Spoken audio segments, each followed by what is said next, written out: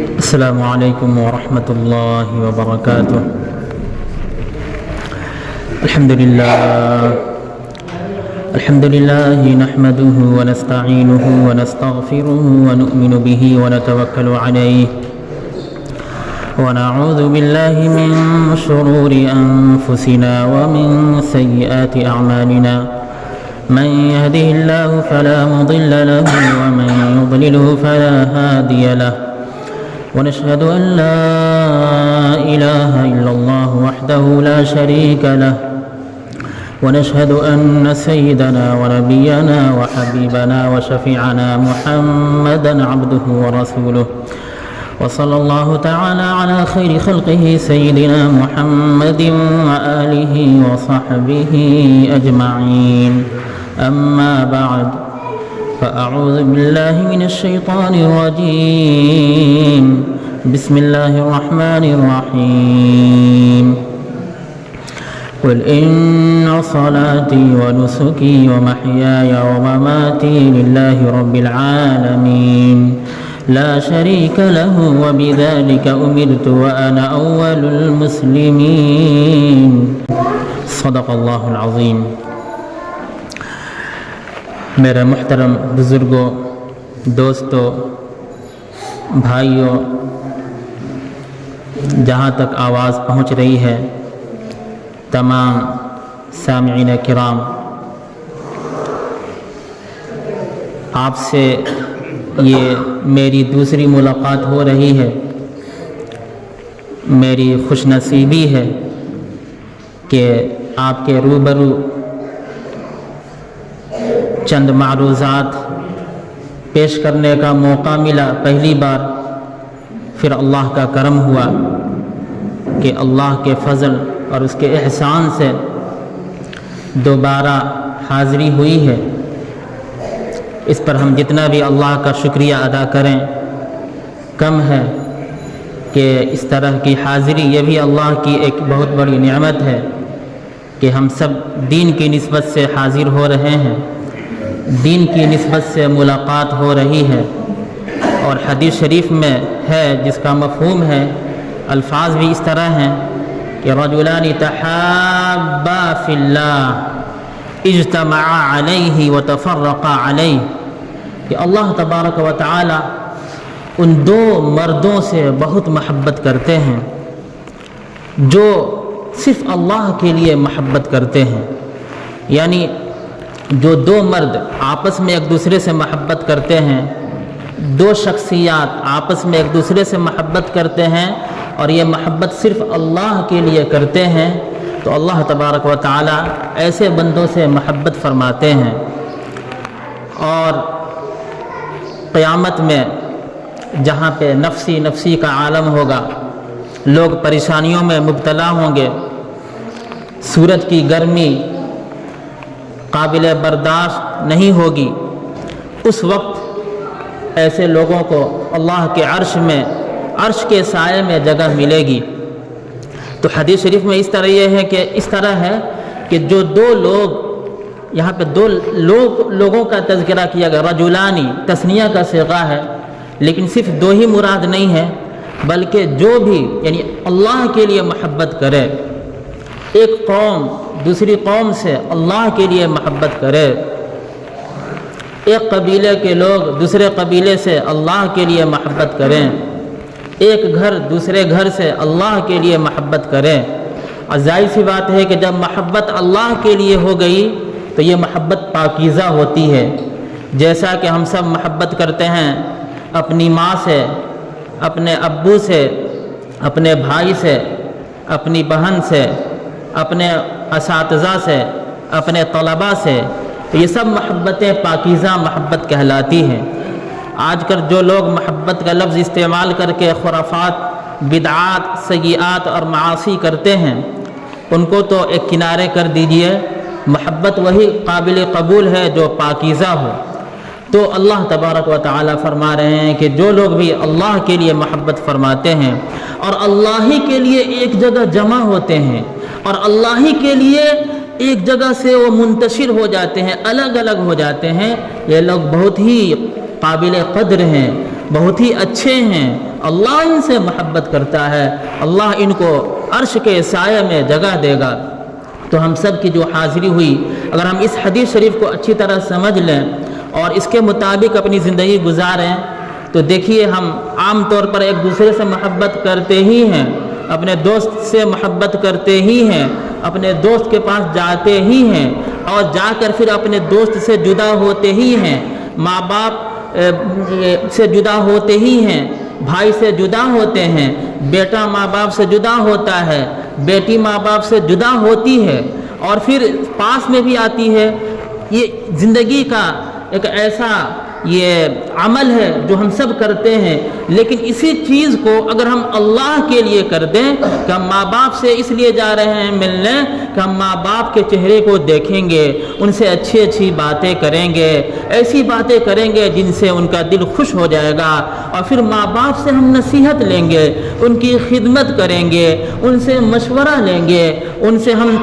زندگی میں کیا کیا کرنا ہے، پڑھائی کیسے کرنی ہے، کاروبار کیسے کرنا ہے، کہاں جانا ہے، کہاں نہیں جانا ہے، اس سلسلے میں ان سے مشورہ کریں گے۔ تو اگر ہم اس طرح کر رہے ہیں، اللہ کے لیے کر رہے ہیں، تو یہ سب ثواب ہی ثواب ہے۔ عام طور پر یہ سب ہم کرتے ہی ہیں، صرف نیت کا فرق ہے۔ اگر ہم نیت یہ کر لیے کہ ہمیں تو اللہ کے لیے کرنا ہے، تو بتائیے اسلام مذہب کتنا آسان ہے، ثواب ہی ثواب ہے، اور چھوٹا ثواب نہیں ہے بلکہ بہت بڑا ثواب ہے۔ تو تمہید میں یہ گفتگو چل پڑی کہ میرے لیے خوش نصیبی ہے کہ میں آپ لوگوں سے ملا۔ اللہ تبارک و تعالیٰ اس ملنے کو قبول فرمائے کہ ہم سب اللہ کے لیے محبت کر رہے ہیں، آپ مجھ سے محبت کر رہے ہیں، میں آپ سے محبت کر رہا ہوں، ہم سب جمع ہوئے ہیں، اور پھر اس دن بھی ہم سب جدا بھی ہو گئے تھے، آج بھی جمعے کے بعد ہم سب جدا ہو جائیں گے، میں بھی چلا جاؤں گا کان کنارہ۔ تو حدیث شریف پر یہ عمل ہو رہا ہے۔ اللہ سے دعا ہے کہ اللہ تبارک و تعالیٰ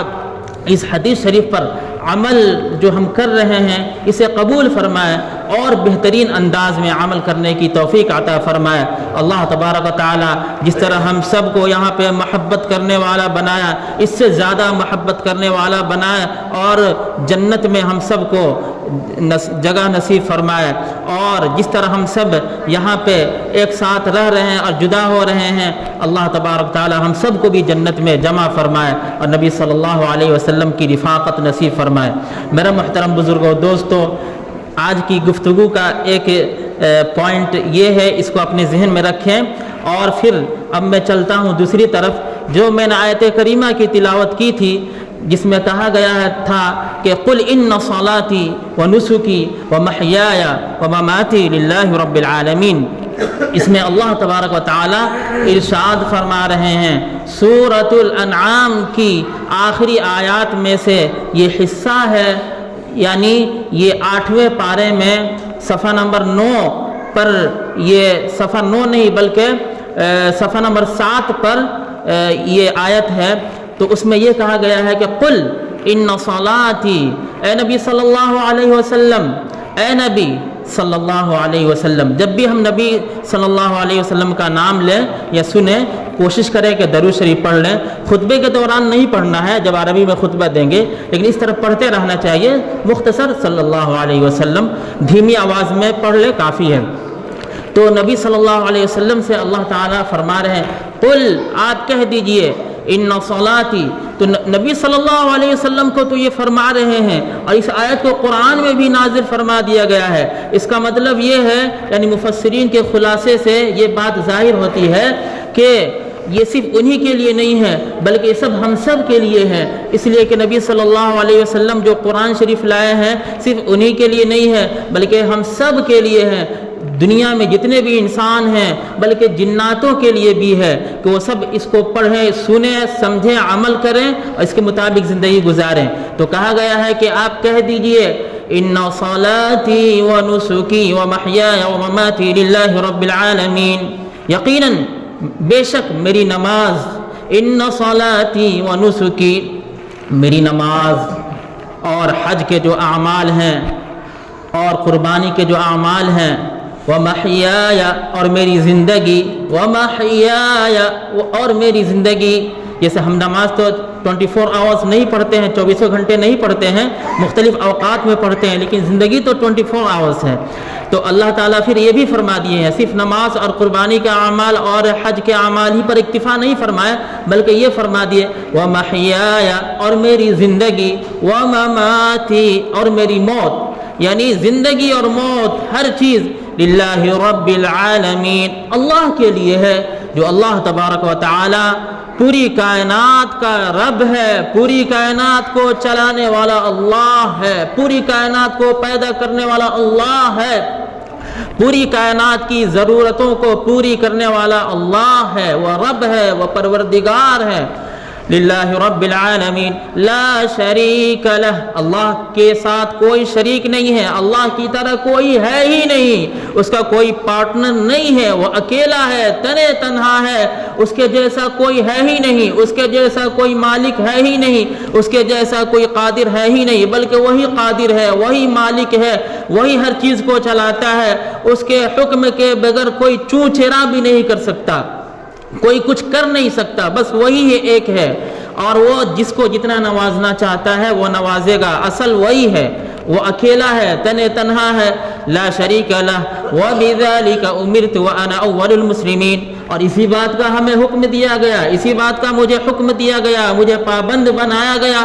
اور میں اللہ کی اطاعت میں پہل کرنے والا ہوں۔ ایسا نہیں کہ اللہ کا یہ حکم ہے تو اب میں دیکھوں گا کہ پہلے وہ جائیں اللہ کی اطاعت کرنے پھر میں جاؤں گا، پہلے وہ جائیں نماز کی طرف پھر میں جاؤں گا، بلکہ میں تو کوشش کروں گا کہ میں سب سے پہلے جاؤں، بلکہ جیسے میں سنا فوراً لپکوں۔ یہ ہے آیت کا مفہوم۔ جب آیت کا مفہوم یہ ہے تو اسی کے مطابق ہم سب کو زندگی گزارنی چاہیے۔ قرآن شریف صرف پڑھنے کے لیے ہی نہیں ہے، بلکہ قرآن شریف کے جو ان سے جو چیزیں ہمیں مطالبہ کیا گیا ہے قرآن شریف سے، وہ یہ ہے کہ قرآن پر ایمان لانا ہے، اس کا ادب کرنا ہے، اس کا احترام کرنا ہے، اس کی تلاوت کرنی ہے اچھی طرح، اور پھر اس کو سمجھنا بھی ہے۔ جیسے ابھی میں نے مختصر سمجھایا، جب اس کی گہرائی میں جائیں گے تو اور اس میں کتنے معانی، ذخائر، کنوز اور کتنے خزانے نکلیں گے۔ بس مختصر طور پر آسان لفظوں میں نے سمجھانے کی کوشش کی، اس کو سمجھنا بھی ہے۔ اور ظاہر سی بات ہے کہ ایک بیٹھک میں پورے قرآن کو نہیں سمجھ پائیں گے، اس لیے کہ قرآن تو سمندر ہے، بلکہ سمندر بھی اس کے سامنے کچھ نہیں، یعنی کم ہے، یہ سمندر سے بھی بڑی چیز ہے، یہ بہت بڑا علم ہے، تو یہ اتنا اس کے اندر اس قدر گہرائی ہے کہ اللہ ہی جانتا ہے۔ بس ہمیں حسب ضرورت اس میں سے سمجھ کر عمل کرنا ہے۔ تو میں نے جو ابھی سمجھنے کی کوشش کی، تو اس پر عمل کرنا ہے، پھر اس کو پھیلانا بھی ہے، اپنے گھر میں پھیلانا ہے، دور دور تک پھیلانے کی کوشش کرنی ہے جہاں تک ہمیں استطاعت ہو۔ تو وہی فرمایا گیا لا شریک لہ وبذلک امرت وانا اول المسلمین، کہ اللہ کے سوا اللہ کے ساتھ کوئی شریک نہیں، اس کا کوئی پارٹنر نہیں، وہی پروردگار ہے، اور ہماری پوری زندگی اور موت اللہ کے لیے ہے۔ تو میرے محترم بزرگوں، دوستو، جب ہماری پوری اور زندگی اور موت اللہ کے لیے ہے تو ہمیں اپنی زندگی کا جائزہ لینا ہے کہ ہم اپنی زندگی میں کون سے لمحات اللہ سے ہٹ کر گزارنا چاہتے ہیں، اور کون سے لمحات ہم اللہ کے لیے گزارنا چاہتے ہیں۔ اگر ہماری زندگی اللہ کے لیے گزر رہی ہے تب تو ہمیں خوشی میں جھوم جانا چاہیے اور اللہ کا شکریہ ادا کرنا چاہیے اور کہنا چاہیے الحمدللہ رب العالمین، اے اللہ تیرا لاکھ شکر ہے، تیرا لاکھ ہی نہیں بلکہ مسلسل تیرا شکر ہے، ہم جتنا بھی شکریہ ادا کریں کم ہے۔ لیکن جب ہم اپنی زندگی کا جائزہ لیتے ہیں اور پتہ چلتا ہے کہ نہیں ہماری زندگی میں کچھ لمحات تو اللہ کے لیے گزرتے ہیں اور کچھ لمحات اپنے نفس کے لیے گزرتے ہیں، کچھ لمحات دوستوں کے لیے گزرتے ہیں، اور کچھ لمحات فلاں کے لیے، کچھ لمحات فلاں کے لیے، کچھ اوقات ادھر گزرتے ہیں، تب تو ہمیں اب یہاں پہ رک جانا چاہیے اور ڈرنا چاہیے، توبہ کرنا چاہیے، اس لیے کہ اگر اللہ کے لیے لمحات نہیں گزر رہے ہیں، اللہ کے لیے زندگی نہیں گزر رہی ہے، ادھر ادھر کے لوگوں کے لیے یا ادھر ادھر کی چیزوں کے لیے زندگی گزر رہی ہے، تب تو اللہ کی طرف سے بہت بڑے عذاب کا انتظار رہے گا۔ اللہ تبارک تعالیٰ اگر غصہ ہو جائیں اور معاف نہ فرمائیں تب تو بہت دردناک عذاب ہے۔ تو ہمیں فوراً اپنے آپ کو سنبھالنا چاہیے اور اس موقع سے اللہ کے سامنے رونا چاہیے، گڑ گڑانا چاہیے، دل ہی دل میں رونا چاہیے، کبھی چہرے سے بھی رونا چاہیے، کبھی آنسو بھی بہانا چاہیے، کہنا چاہیے کہ اللہ ہمیں معاف فرما، اللہ ہمیں معاف فرما۔ استغفار پڑھنا چاہیے، کثرت سے استغفار پڑھنا چاہیے، اللہ کی تعریف کرنی چاہیے، نبی صلی اللہ علیہ وسلم پر درود شریف پڑھنا چاہیے، اور پھر خوب استغفار کرنی چاہیے، خوب معافی مانگنی چاہیے، اور پھر یہ تہیہ کرنا چاہیے، یہ ارادہ کرنا چاہیے کہ اب تک کی جو زندگی ہماری گزری ہے اللہ تو معاف فرما، اور اب سے ہمیں بہترین زندگی گزارنے کی توفیق عطا فرما۔ اب سے ہمیں توفیق دے کہ ہماری جو زندگی گزرے آپ کے لیے گزرے، اور ہماری جو موت بھی ہو آپ ہی کے لیے موت ہو۔ آپ لوگ دیکھ رہے ہیں نا کہ ہمارے بھائی فلسطین میں، غزہ میں، اور دنیا کے اور بھی کئی خطے میں ہمارے جو بھائی ہیں، ایمانی بھائی ہیں، اسلامی بھائی ہیں، تقوی والے بھائی ہیں، قرآن سے محبت کرنے والے بھائی ہیں، مسجدوں سے محبت کرنے والے جو ہمارے بھائی ہیں، مسجدوں کی حفاظت کرنے والے جو ہمارے بھائی ہیں، مسجد اقصی جو جس کا مقام کتنا بلند ہے کہ جب تذکرہ کیا جاتا ہے مسجد حرام، خانہ کعبہ، وہیں پہ تذکرہ کیا جاتا ہے مسجد نبوی، وہیں پہ تذکرہ کیا جاتا ہے مسجد اقصی، یعنی پوری دنیا میں یہ تین مساجد بہت ہی اہم ہیں، اور اس مسجد کی جو حفاظت کرنے والے ہمارے بھائی ہیں انہیں ہم نے دیکھ لیا اور اپنی آنکھوں سے بھی دیکھا، اور آج کل تو اتنی سہولتیں ہیں کہ جو لوگ قریب ہیں وہ وہاں سے دیکھ رہے ہیں، جو دور ہیں وہ یہاں سے بھی جائزہ لے رہے ہیں اور دیکھ پا رہے ہیں، اور جو لوگ سفر کرتے ہیں وہ کبھی کبھی ایسے لوگوں سے مل لیتے ہیں جن کا تعلق فلسطین سے ہوتا ہے، جن کا تعلق فلسطین کے باشندوں سے ہوتا ہے، جیسا کہ خود میرے ایک دوست ہیں مولانا شعیب حسینی ندوی حفظہ اللہ ورعاہ، ابھی وہ قطر میں گئے ہوئے تھے، اور ان کے جو دوست جن کا تعلق تھا، کتنے ان میں ایسے تھے جن کا تعلق فلسطین سے تھا، اور پھر ان کے کچھ ایسے دوست تھے جن کے دوست کا تعلق فلسطین سے تھا۔ تو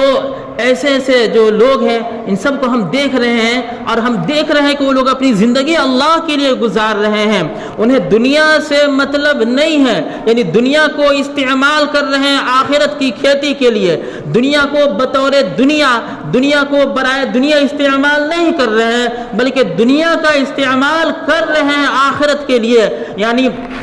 دنیا کے کھانے کو استعمال کر رہے ہیں، پینے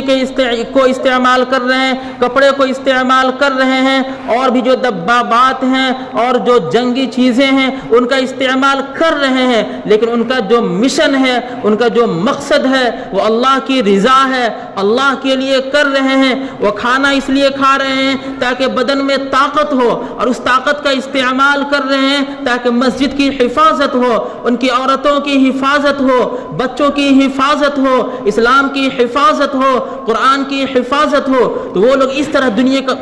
دنیا کو استعمال کر رہے ہیں، اور دنیا کو استعمال اس لیے کر رہے ہیں تاکہ بدن میں طاقت ہوگی تو وہ علم حاصل کریں گے، قرآن کا علم حاصل کریں گے، اور جو عصری علوم ہے یعنی جن کو ہم دنیاوی علوم عام طور پر کہہ دیتے ہیں، یعنی math, physics, science, biology, botany, اور یہ سب جو چیزیں ہیں وہ بھی حاصل کر رہے ہیں، اور ان سب کو حاصل کر کے دنیا میں جو ضروریات ہیں ان کو پوری کرنے کی کوشش کر رہے ہیں، اور مسجد کی حفاظت کے لیے ان سب چیزوں کی ضروریات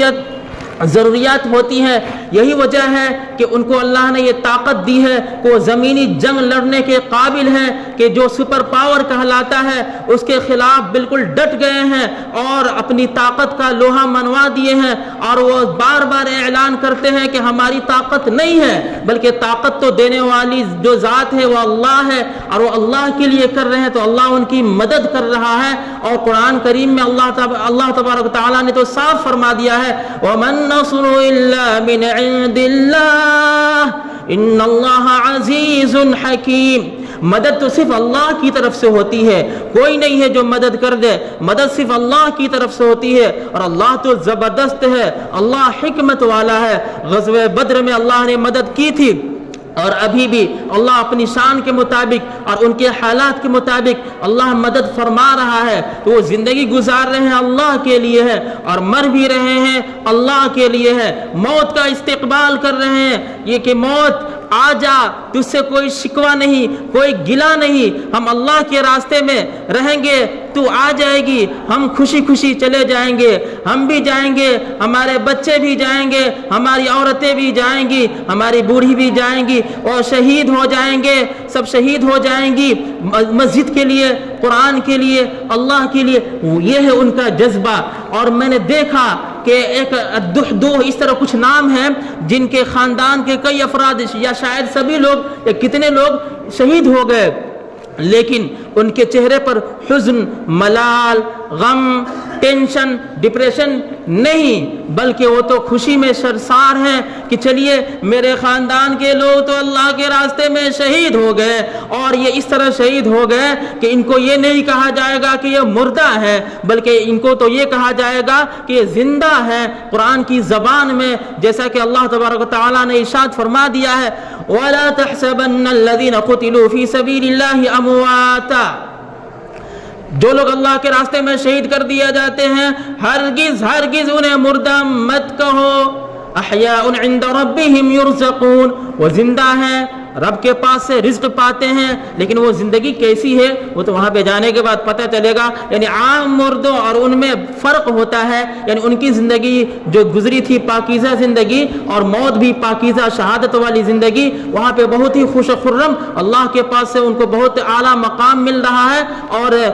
ان کو رزق دیا جاتا ہے، تو موت کو بھی گلے لگا لیتے ہیں، یعنی زندگی بھی گزار رہے ہیں اللہ کے لیے ہے، اللہ کے لیے زندگی گزار رہے ہیں، مر بھی رہے ہیں، یعنی شہادت کا جام نوش کر رہے ہیں اللہ کے لیے۔ تو وہ لوگ کتنے اچھے ہیں، قرآن کی اس آیت پر عمل کر رہے ہیں۔ ہاں وہ انسان ہیں، کچھ ان سے بھی غلطیاں ہو جاتی ہیں اور ابھی بھی ہو رہی ہوں گی اور مستقبل بھی ہو ہی جائیں گی، لیکن ہمارے لیے ایک نمونہ ہے۔ اور یہ کیا ہے؟ صحابہ کرام تو ہمارے لیے بہترین نمونہ ہے کہ صحابہ کرام کی زندگی بھی گزری تھی اللہ کے لیے، ان کی موت بھی اللہ کے لیے، اہل بیت کی زندگی اللہ کے لیے، موت بھی اللہ کے لیے۔ ہم سب کو ان سے سبق لے کر اپنی زندگی کو اس طرح گزارنا ہے۔ بس آخر میں ایک بات کہہ دو کہ اہل بیت کی زندگی، حضرت حسن رضی اللہ عنہ کی زندگی، حضرت حسین رضی اللہ عنہ کی زندگی، حضرت فاطمہ رضی اللہ عنہا کی زندگی جو جنت کے خاتون کے سردار ہیں، اور اسی طرح حضرت عمر رضی اللہ عنہ وہ بھی شہید ہوئے، ان کی زندگی، حضرت ابو بکر صدیق رضی اللہ عنہ ان کی زندگی، حضرت عثمان غنی رضی اللہ عنہ وہ بھی شہید ہوئے، ان کی زندگی، اور اسی طرح حضرت علی رضی اللہ عنہ ان کی زندگی، یہ بھی شہید ہوئے، اور بے شمار صحابہ کرام جو شہید ہوئے، اور بے شمار صحابہ کرام جو طبعی موت کے ذریعے سے اللہ کے پاس گئے، ان سب کی زندگی اللہ کے لیے تھی۔ تو ہم کیوں پیچھے رہ جائیں، ہم کیوں ادھر ادھر کے لوگوں کے قافلے میں جا کے گھس جائیں، بلکہ ہم تو سب قافلوں کو چھوڑ کر اللہ والوں کے قافلے میں شریک ہونا چاہتے ہیں۔ اللہ تبارک تعالی ہم سب کو عمل کی توفیق عطا فرمائے۔ وآخر دعوانا الحمدللہ رب العالمین۔